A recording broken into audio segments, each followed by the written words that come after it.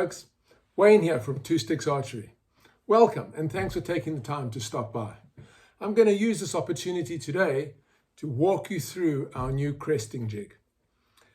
The first thing you'll notice about this cresting jig is that it looks completely different to any other cresting jig you've seen before.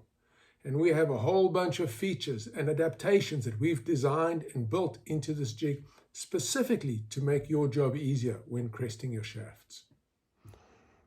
All right, so looking at a general overview of the jig, the first thing you'll notice is that the entire jig's backbone is this 1¼ by 1¼ really heavy-duty T-track bar. So it's got 4 tracks, one on each side of the bar, which allows us to build all of our modules on the jig to be fully adjustable and securely slide and lock up. Okay, starting on this side, you can see this end cap and power supply unit, a single integral piece that adds stability and structural integrity to the unit. The on-off switch is also the variable speed, so it goes from 0 to 100%, 100% being about 300 RPM. Now you'll probably find you'll never run a shaft at 300 RPM, and once you have this dialed into the speed you want, you're not going to ever adjust it, or not much at all. This gives you the ability to choose the exact speed that you prefer to crest at. Additionally, it allows you to slow the shaft right down as low as you want, maybe even 1 revolution per minute. This might be in a case where you're trying to repair an error or some mistake with your cresting, and you want to spin the shaft really, really slowly to allow you to do that repair. It supplies the power to our power drive unit. It's a heavy-duty 2-amp motor, very, very powerful.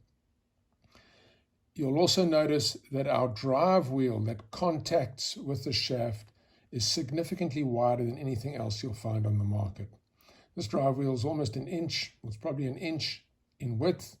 Most drive wheels out there seem to be around about 1/4 inch in width. This very wide drive wheel allows us to increase the friction and the contact with the shaft, and this prevents any slippage or any differential movement between the shaft and the drive wheel. Next we have the index card holder. I really like this index card holder. It's got this mini robotic arm, so to speak, that is fully adjustable. You can adjust and turn and get this index card holder exactly where you prefer it to be. You can use the ruler if you choose to crest like that, or if you prefer to use an index card, you can easily clip an index card onto that ruler. All right, moving along to our idler arm. The idler arm, in my opinion, is the greatest feature of this jig. This is a very unique idler arm. It's a very positive and very strong little module. The idler arm is fully adjustable for its position on the track by simply loosening a thumb screw on the back, adjusting the idler arm to the position desired, and tightening it up. The top cantilever, the entrapment lever that holds the shaft in position, is spring-loaded.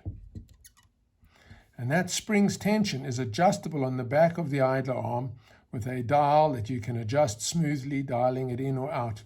Now that's great for different size shafts, or if you have a shaft with a wobble you just can't eradicate, you can crank down a little bit on the idler arm and really stabilize that shaft between the 2 points of contact, being the idler arm and the drive wheel on the drive motor assembly.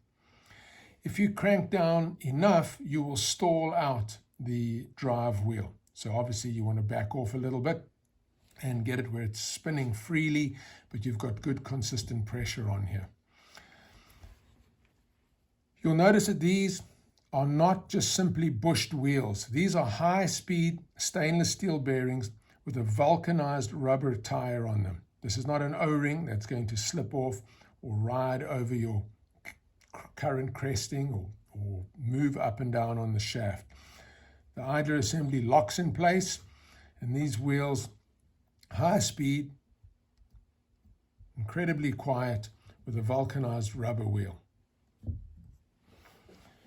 The end cap on this side has the adjustable end stop. You can undo the thumb screw, move the end stop to your desired position, just tighten it up.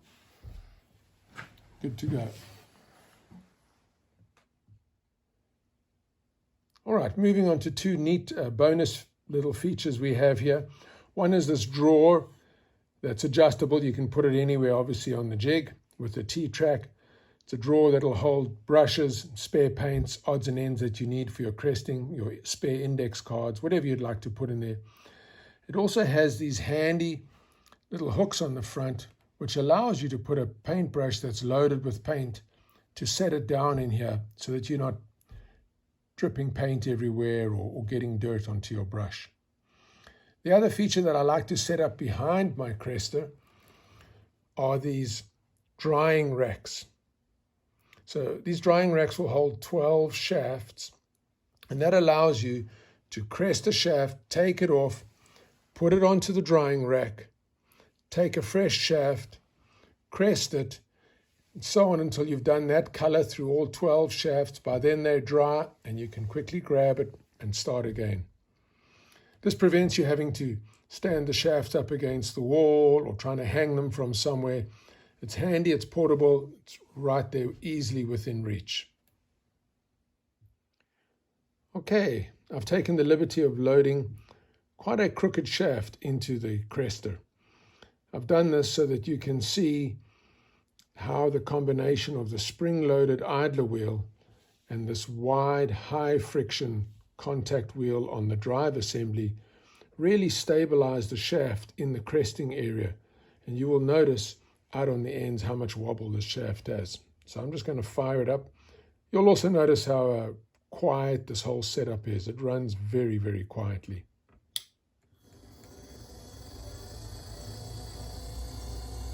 So you can see there's a fair amount of wobble in the shaft. But if I come back into the cresting area,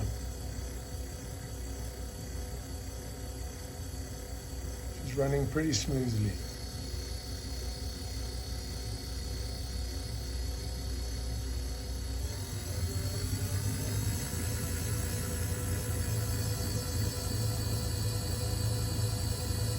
Feels like she's going to take off at those RPMs. Still nice and steady in there. And if I want to slow her right down, because I want to do a repair or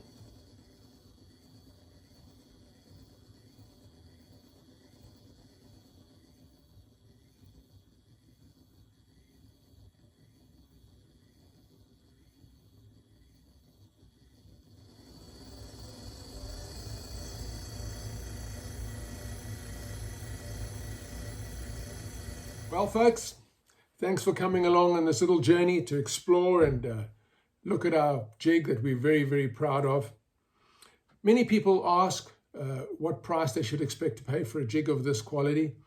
And this jig, depending on where you buy it, we ship internationally, so distributors around the world may have slightly different prices due to different shipping costs.